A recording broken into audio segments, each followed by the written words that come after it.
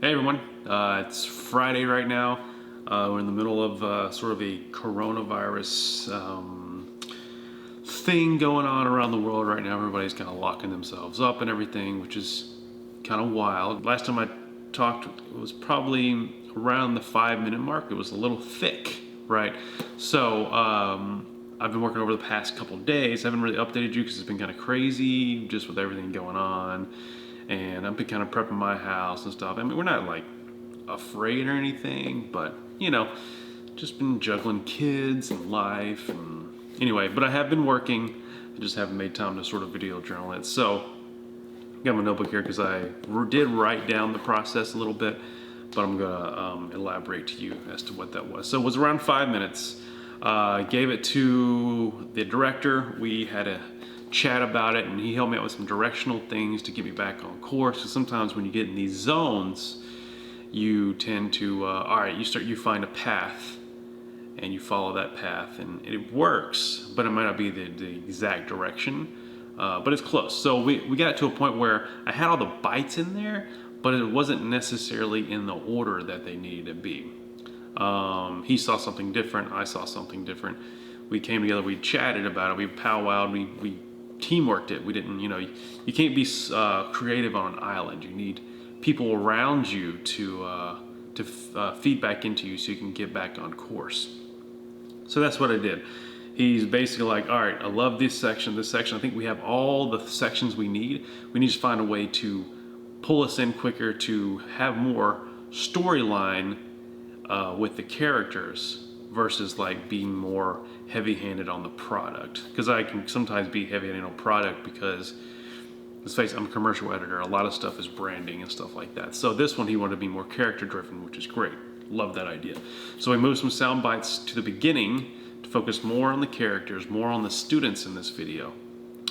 I gave them a little more action, a little more love.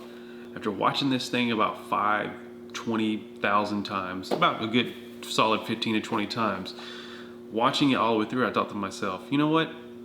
I could cut this thing down like crazy right now, get it over with, and get us to a good point to be like, all right, this is it. Let's just add a couple bytes here, take away these bytes there, add some B-roll. So I took a stab at it. I got it down to 2 minutes and 23 seconds. And he loved it. So we ran with that. We're running that right now. Just recently, so that was actually my first one. So I got it down to 220-ish, 223.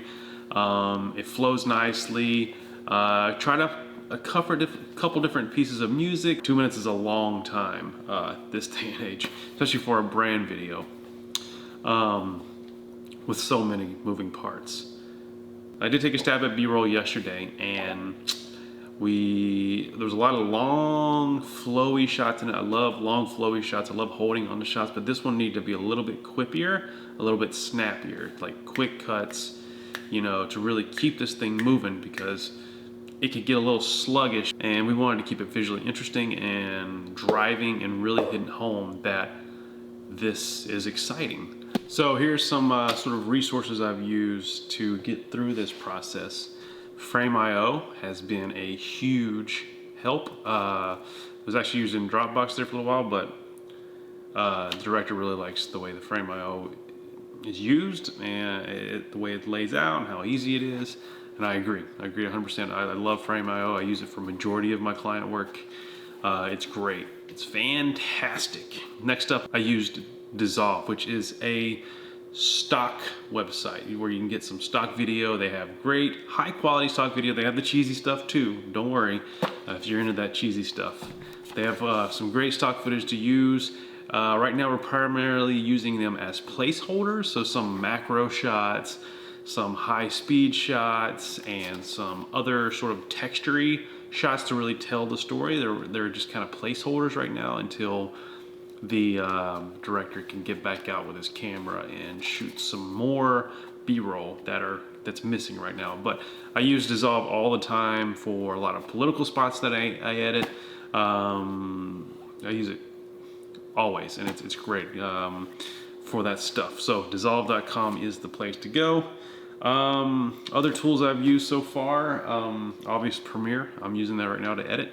Slack. We actually been using Slack to make phone calls recently, which is great because sometimes out here I don't get very good reception on my cell phone because I live out in the country, and sometimes the 4G LTE ain't what it needs to be. It's easier, just press the button, calls, done, bang, bang, wham, bam, thank you, ma'am. So right now I'm on version 8 of the edit. Today we plan on getting it to the client for first looks, which is amazing because that means like 85% of this thing is done, and the rest of this month we'll be just polishing it up, putting last touches on it, and then we'll color grade it in the final days and mix it and all that stuff. So right now we're gonna send it to the client today. Thanks for listening. If you have any questions, leave them in the comments. I appreciate it. I just got Slack just now. I gotta go see what that is.